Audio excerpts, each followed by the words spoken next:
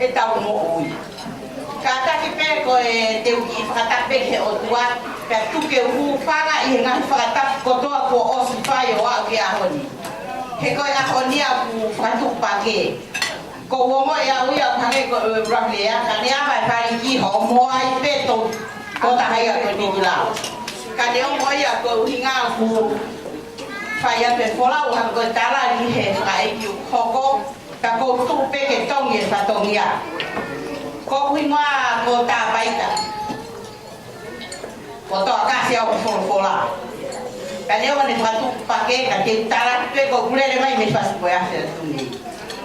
Ka koutu he ahoni ke tonge tunga e tota na ya na ya ahoni. Pea putega ke o se mama he i ko pehe a pea toko ni he ne utok tau mai. Kuoto e whaike he kuki o ngoi ape tutu ni mai ke u tuo whaerea. Pea ko tuloa. Moha ngahi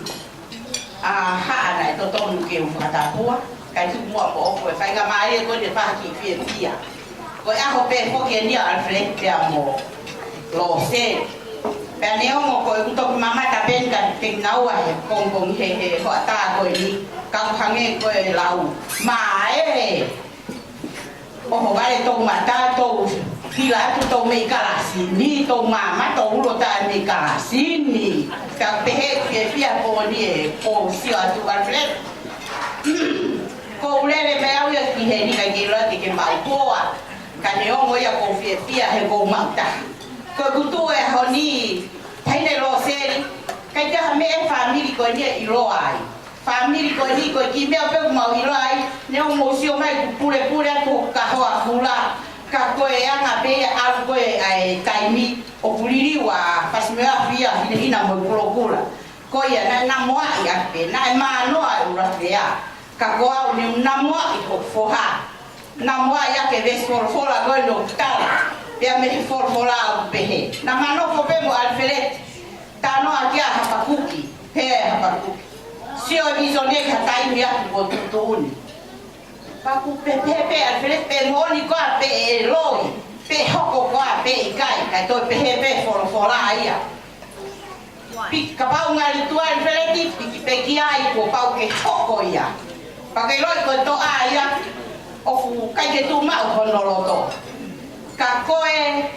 o ta ma o kon apasia ke si hoga o mo uia i ene tui ko a honi Alfred ko ngahi na moa kai fai ko fanga tamai mo fanga fai ke te koe ke piki pe o siofia lo seri ke heu ke o mai ko te uia lo to fai o tu aki ke tau lau kau aki hange ko tara no fai ko funage na vei pe na moa ngahi mea ko toa pe na hiria ke tahi de koia pa ko ke heu ia he a ko ni ko whamaloa ke whae ko dai a ana ai ma noa i whange ko lau o maha mau foi tahi de whao fofa paka amuane dai anha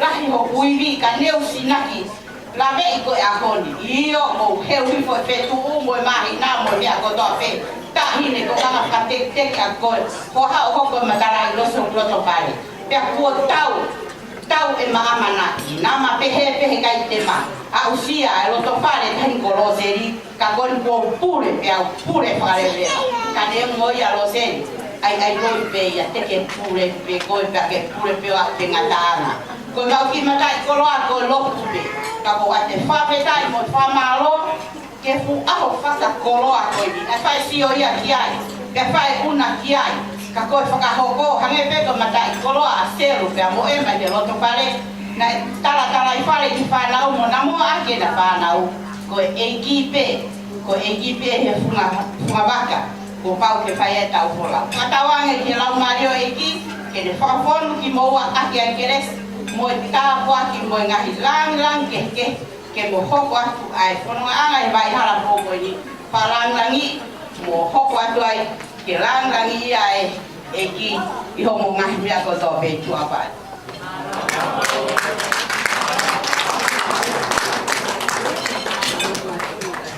Pamalo ta baita he na hoko Pagyaria ki Fabio el Kutriati Pahili ni ko hen ki ta ngava ke la mai ki loto